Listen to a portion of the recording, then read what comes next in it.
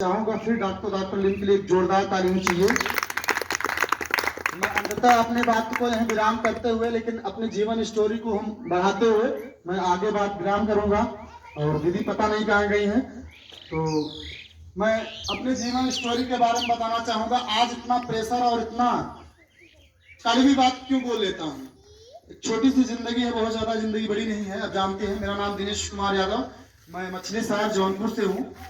एक समय था, आज से 10 साल पहले की बात है, हमारे पिताजी को स्वास्थ्य की समस्या हुई। और वो स्वास्थ्य की समस्या जिसको टीबी बोलते हैं, उस टीबी की समस्या में हर जगह पूरी दुनिया के अंदर हमने दवाई किया, हॉस्पिटल, दवाई, डॉक्टर सारे लोग होते थे, लेकिन कोई रास्ता नहीं मिला। लास्ट में डॉक्टर ने बोल दिया कोई रास्ता मिलने वाला नहीं है, ले जाके अपने पिताजी की सेवा करिए, इससे बड़ा पुण्य नहीं है।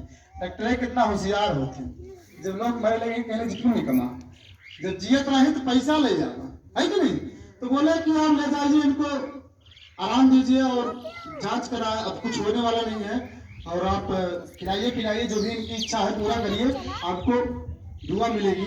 लेकिन मरता क्या नहीं करता, हम तड़प रहे थे कि हमारे पिताजी तो मर जाएंगे, क्या करें क्या करें, ऐसे भाग रहे थे। ऐसे ऐसे जानकारी मिली एक अजनबी के लिए, और उस अजनबी की मैं बात करता हूँ, उसका नाम लेता हूँ। और मैं चाहूंगा तहे दिल से, आज हमारे साथ तो नहीं है, कुछ भी है, लेकिन आज उन्हीं की देन है, ऐसे महान प्लेटफॉर्म का आगमन हुआ और मेरे जीवन में इतनी बड़ी खुशी आ गई।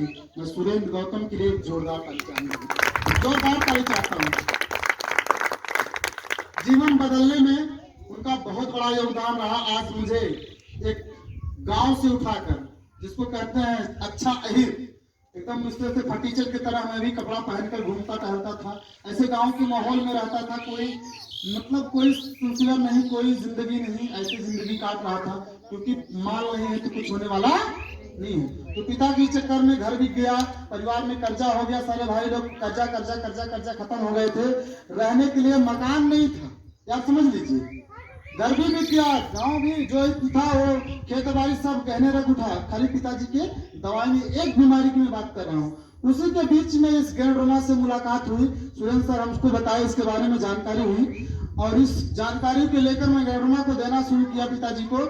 1-2 महीने कुछ पता नहीं चला, लेकिन 3-4 महीने बाद उनको धीरे धीरे राहत मिलना शुरू की। और पिताजी 1 साल बाद अपने हाथ पैर से, जो दवा खा के 24 घंटे बेहोश रहा करते थे, लेकिन इस गैंडरोमा की देन है कि ये खाने पीने के बाद अपने हाथ से साइकिल चलाना शुरू किए। अब जरा सोच सकते हैं, इतनी खतरनाक बीमारी जो डॉक्टर ने जवाब दिया था, लेकिन इस गैंडरोमा की देन है, उनको स्वास्थ्य लाभ मिला। वहां से विश्वास जगा, लेकिन जिंदगी में कोई अमर होके नहीं आया है। बीच में पिताजी हमारे छोड़ के चले गए, मैं अकेला हो गया। अगर एक बाप अपने बेटे को छोड़ के चला जाए, कहीं का ना हो, उसके पास बाप की छाया ना हो, बेटा अनाथ हो जाएगा नहीं हो जाएगा। हमारी जिंदगी में वही था। लास्ट में भाई लोगों के पास इतना कर्ज था, उनकी भी दुखद कहानी थी। वो लोग वही बोल दिए, बोले ऐसा करो, या तो जाके कमाओ या तो अपनी जिंदगी का अपना खर्चा उठाओ।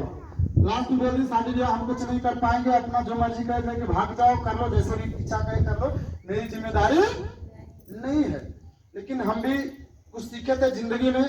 कुछ दिन के लिए गैंडरोमा आया था, डीएक्शन आया था, और डीएक्शन के साथ साथ महागुरु डॉक्टर अर्जुन पनेसर आए थे, हमको कुछ चीजें सिखा गए थे। मैं इनके लिए चाहूंगा जोरदार तारीफ। उन सारे लोगों की बात हमारे देहन में चल रही थी, यार जिंदगी जीना है तो शान से जीना है, अच्छी जिंदगी जीना है। वो सारे जो सेंसियर दिमाग में भरे पड़े थे, उसकी वजह से मैं कभी गलत कदम नहीं उठाया और हिम्मत से लड़ाई लड़ता रहा। आज इनके आशीर्वाद, इनके चरण कमलों से, और आज हमारे डीएक्शन परिवार के सहयोग से मेरी शादी भी हुई, और खुशहाल शादी। उस शादी के अंदर 90% जो बाराती थे वो कौन थे? गैंडरोमा डीएक्शन वाले थे। कितनी खुशी की बात थी। खुशहाल शादी हो गई, फिर उम्र भी कटने लगी, जिंदगी भी चलने लगी, ऐसे भी घसीट के चल रहा था। बहुत अच्छी खासी इनकम नहीं थी, कुछ समझ में नहीं आ रहा था। इधर उधर जैसे आप लोग खुदाफादी कर रहे हैं, हम भी सोचते थे वहां जाएंगे बड़ा जल्दी पैसा मिल जाएगा, वहां जाएंगे बड़ा जल्दी पैसा मिल जाएगा। इस जल्दी के चक्कर में इधर उधर भटक रहे थे, डीएक्शन को सीरियसली नहीं ले रहे थे। ऐसे चल रहा था और कई साल गुजर गए।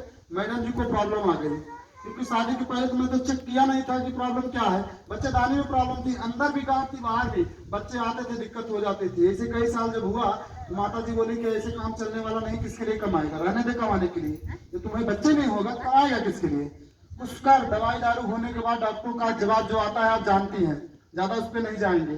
लास्ट में हुआ फिर डॉक्टर साहब से हमने मिला कि सर अब तो मामला नहीं चलने वाला है। मेरे सामने एक क्वेश्चन मार्क लग गया है। पहला कि मैं डिएक्शन को जानता हूँ, ग्रैंडमा को, इसकी पावर को जानता हूँ, लेकिन मेरे परिवार वाले है कि नहीं, वो नहीं जानते इसकी पावर को, आज भी नहीं जानते, उस भी सीरियस नहीं लेते हैं। सर को हमारे ससुराल तक जाना पड़ा। सोचिए, कोई ऐसा आज तक आपको ऐसा कोई गुरु मिला कि आपके ससुराल में जाकर ससुराल वालों को समझाए? वही है अर्जुन पटेल। उसके लिए जोरदार ताली चाहिए। जाकर घर वालों को समझाए, मैडम जी को समझाए, धीरे धीरे मामला डन हुआ, खाना पीना शुरू की। 2-4 महीने कुछ पता नहीं चला, लेकिन 1 साल बाद मैडम जी को राहत मिलना शुरू हुई। और राहत मिलते मिलते मिलते तो